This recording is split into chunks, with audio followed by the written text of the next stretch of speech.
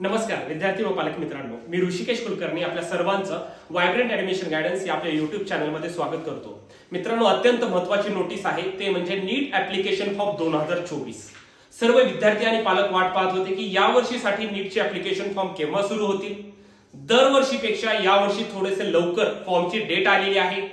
Exactly फॉर्मची date कशा पद्धतीने आहे, फॉर्म भरताना काय काळजी घेतली पाहिजे, कोणते डॉक्युमेंट्स लागतात, कोणते डॉक्युमेंट्स अपलोड करावे लागतात, या सर्व गोष्टींचं डिस्कशन या व्हिडिओच्या माध्यमातून करणार आहे। त्याच पद्धतीने एक्झाम डेट जे की सर्वांना माहितीच आहे, परंतु रिझल्टची डेट देखील यावर्षी एनटीए ने आत्ताच या इन्फॉर्मेशन ब्राउचर मध्ये दिलेली आहे। त्यानंतर तुमच्या हॉल तिकीट्स कशा पद्धतीने येऊ शकतात, केव्हा येऊ शकतील, अशा सर्व गोष्टींचं थोडक्यामध्ये आपण या व्हिडिओच्या माध्यमातून डिस्कशन करणार आहे। तर आपल्याला इथे स्क्रीनवर दिसतच असेल की आज एनटीए कडून एक पब्लिक नोटीस जाहीर करण्यात आलेली आहे, ते म्हणजे 9 फेब्रुवारीला।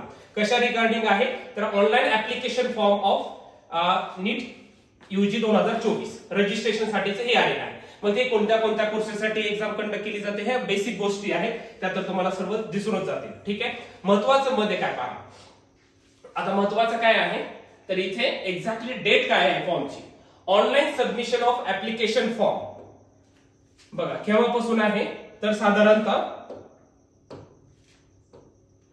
9 फेब्रुवारी 2024 ते 9 मार्च 2024 9 तारखेच्या रात्री 9 वाजेपर्यंत, म्हणजे कंप्लीट एक महिना आपल्याला फॉर्म भरण्यासाठी त्यांनी टाइम दिलेला आहे एनटीए। खूप चांगली गोष्ट आहे, कंप्लीट आपल्याला 1 मंथ भेटतो मित्रांनो। म्हणजे 9 फेब्रुवारी पासून म्हणजे आजपासून सुरू झालेला आहे ते 9 मार्च पर्यंत, म्हणजे एक महिना त्यांनी फॉर्म भरण्यासाठी दिलेला आहे। त्यामुळे विद्यार्थ्यांनी फॉर्म भरताना घाई करू नका, लगेच पहिल्या दुसऱ्या दिवशी घाई करून काही चुका करू नका। महत्त्वाचं काय आहे तर भरपूर टाइम दिलेला आहे, त्यामुळे हळूहळू आपण सर्व फॉर्म भरू शकता। त्याच पद्धतीने मी तुम्हाला पुढच्या एका व्हिडिओमध्ये फॉर्म कशा पद्धतीने भरायचा आहे याचा इन डिटेल तुम्हाला व्हिडिओ तुमच्यासमोर घेऊन येणार आहे। आता आपण बेसिक सर्व माहिती पाहणार आहे। ठीक आहे, म्हणजे एक महिना फॉर्म भरायचा हे आपल्याला कळाले।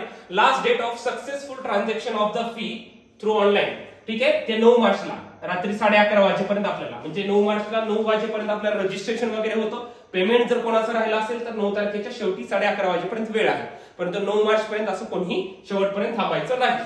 Correction in particulars to be immediate letter on the website.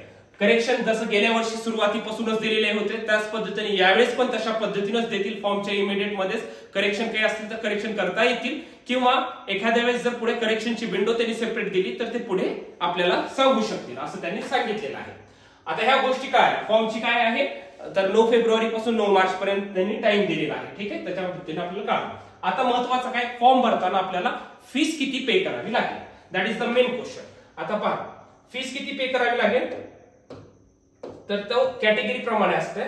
तर साधारण बघा कॅटेगरी ऑफ द कॅन्डिडेट, आता ज्यांचं जनरल कॅटेगरी आहे, जनरल कॅटेगरी, तर अशा सर्व विद्यार्थ्यांना 1700 रुपयाचं पेमेंट करायचं आहे। ठीक आहे, 1700। ज्यांची ओपन कॅटेगरी, जनरल म्हणजे काय आहे ओपन मध्ये येतं, अशा सर्व विद्यार्थ्यांना 1700 हे ऑनलाईन पेमेंट आहे। आपल्याला एनटीए ला पेमेंट ऑनलाईन करावं लागतं, क्रेडिट कार्ड, डेबिट कार्ड असेल किंवा नेट इंटरनेट बँकिंग न किंवा तुमचा क्यूआर कोड न देखील, म्हणजे फोन पे, गुगल पे याच्यानं देखील पेमेंट होतं। हे पेमेंट 1700 रुपयाचं पेमेंट करायचं आहे। त्यानंतर ज्यांचं ईडब्ल्यूएस किंवा ओबीसी एनसीएल मध्ये येतात, ओबीसी मध्ये येतात अशा सर्व, सेंट्रल ओबीसी मध्ये येतात अशा सर्व विद्यार्थ्यांना 1600 रुपयाचं पेमेंट आहे। ओपनला 1700, ईडब्ल्यूएस ओबीसी सेंट्रल मध्ये येतात अशा सर्व विद्यार्थ्यांना 1600 रुपयाचं पेमेंट आहे।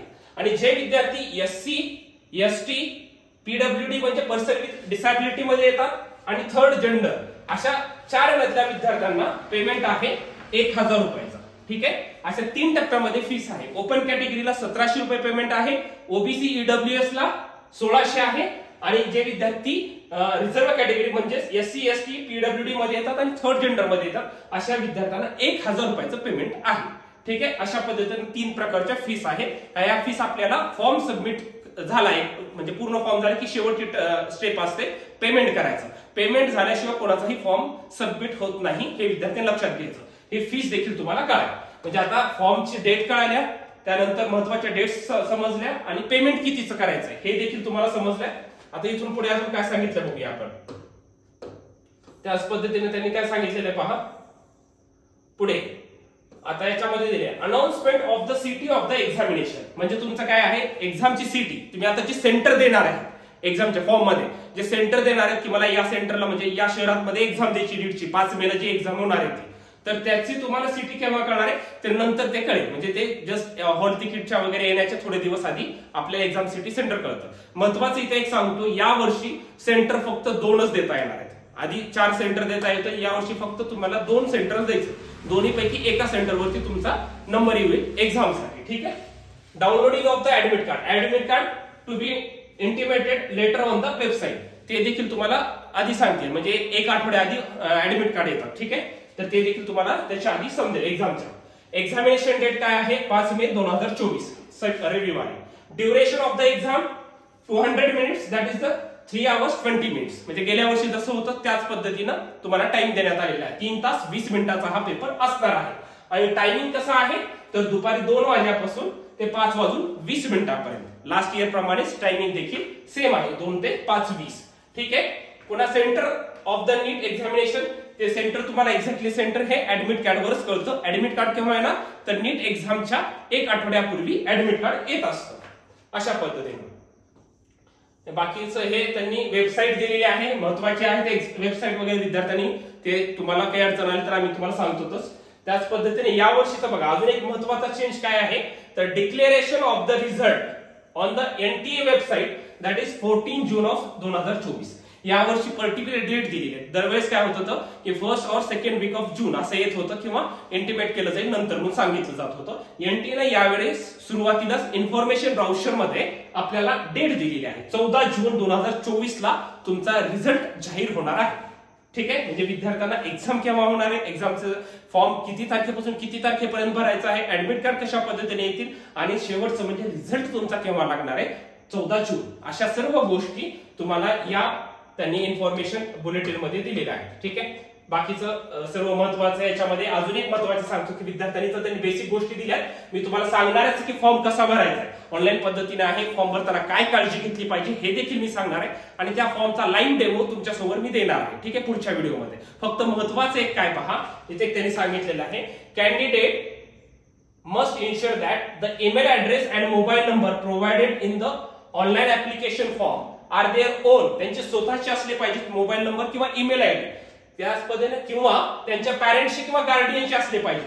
कशासाठी only as all information of communication will be send on email ID on the registered email address और SMS through the registered mobile number.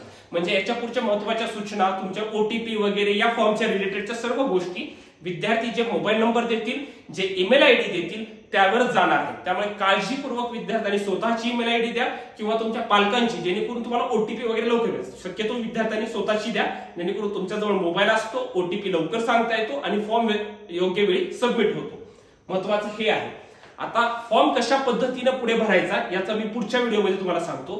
फक्त महत्वाचं एक लक्षात घ्या, या शॉर्ट नोट व्हिडिओमध्ये तुम्हाला एक सांगतो, विद्यार्थ्यांनी आधार कार्ड जे आहे, आता तुम्हाला फॉर्म मध्ये मी दाखवेलच पुढे कशा पद्धतीने आहे. तर लॉग इन करताना आपल्याला एक आधार नंबर टाकावा लागतो.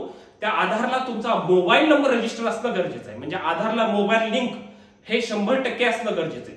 ते नसेल तर तिथे दुसरे ऑप्शन्स दिलेले आहेत की तुमच्याकडे मग हे असलं पाहिजे, पॅन कार्ड असलं पाहिजे. म्हणजे पॅन कार्ड असेल तर त्याचा पॅन नंबर टाकला तर लॉग इन करता येणार. म्हणजे पॅन कार्ड जर नसेल तुमच्याकडे, सपोज आधार कार्ड आहे, तर अशा विद्यार्थ्यांनी आधार कार्ड नुसतं असणं गरजेचं नाहीये, कारण की तिथं OTP येत आहे. त्या आधारला जो तुमचा मोबाईल नंबर आहे जर तो रजिस्टर्ड असेल तरच त्यावर OTP येणार. ते तुम्हाला समजेलच, मी पुढच्या व्हिडिओमध्ये सांगणार आहे. महत्वाचं एवढंच होतं, फॉर्म सुरू झालेले आहे. फक्त विद्यार्थ्यांनी घाई करू नका, चुकून काही कुठली चूक घडवू देऊ नका. सुरुवातीच्या 1-2 दिवसामध्ये लवकरच घाई करून फॉर्म भरण्याचा प्रयत्न देखील करू नका. आणि पुढच्या व्हिडिओमध्ये तुम्हाला सांगतो की काय डॉक्युमेंट्स लागणार आहेत हे देखील मी तुम्हाला पुढच्या व्हिडिओमध्ये सांगतो. Thank you so much.